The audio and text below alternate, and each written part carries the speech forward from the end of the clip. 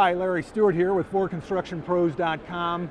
I'm at CONEXPO ConAg 2020 in the Caterpillar Foundation experience here in the North Hall. Meet Brian Colgan. He's Chief Strategy Officer with Caterpillar Foundation. Brian, this experience is interesting. There's not a lot of yellow machinery here. What are we looking at? That's right. So at Caterpillar Foundation, we invest in two things, right? But we're trying to build strong, resilient communities. And we do that by investing in infrastructure, but also investing in the communities and working with them to figure out the best way to problem solve. So this activation today brings you through, you're the decision maker, you're the project manager / mayor of the city that we operate in every day. I get to be emperor. You are the emperor right. of the city, and Sweet. Anything you say goes. Right. So as you go through, you get to problem solve. And at the end, it helps us understand what type of community builder you are. So for example, behind us on this screen, we have a situation we deal with every day in Sao Paulo, Brazil. We're trying to figure out what's the best strategy for the foundation to work with partners on the ground to address flooding. They're really experiencing a lot of flooding and some water resource issues there. So as we look through this, you read the side, they talk about the deadly floods and landslides as a result of deforestation.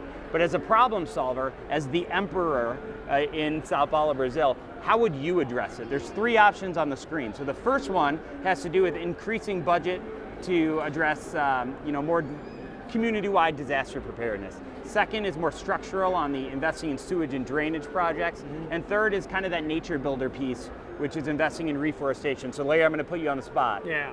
Okay. Which decision would you take to address flooding and some of those related issues in Sao Paulo? Okay, so it looks like there's not a wrong answer here. Nope. The idea is just which one do I think is the highest priority? Exactly. How would you approach this problem? Right. Well, if people's houses are being flooded out, planning is a really good idea, but getting some work done is probably pretty important for if your living room's underwater. So I'm going to go with investing in work. Emperor K.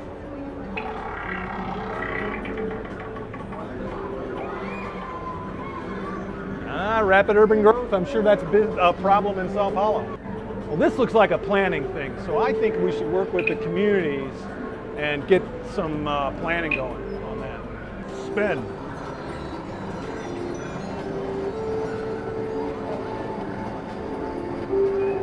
More droughts.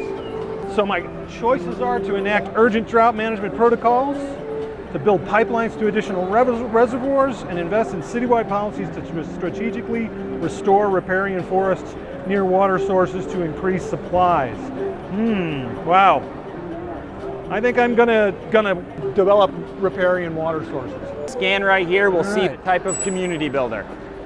Ooh, look at that. You are a balanced builder. You approach these things very comprehensively. Very and you look at the Yul Brynner-like. problems. You are. A very quality emperor, and the people in Sao Paulo appreciate all you do for them. What's the takeaway from this? I mean, is the foundation influencing people to take ideas to the voting booth, or what is? Yeah, so this is actually a real world situation for us. So every day we're working in the communities that we operate, and we're trying to build that strong, resilient community. So Sao Paulo, for example, the example that we just went through, they are facing droughts and floods and water resource issues. And so it's what is the best strategy moving forward? So as a foundation, we work with the decision makers, with the local leaders. We work with NGOs and nonprofits to say, who's got the best strategy to address these issues? Do we invest in wetland restoration or reforestation for long-term resiliency? Do we address projects like dams or reservoirs? There's a lot of different ways that we can do this. So these are real examples and real decisions that we make to try and address a lot of real problems impacting the communities around Sao Paulo. Sure.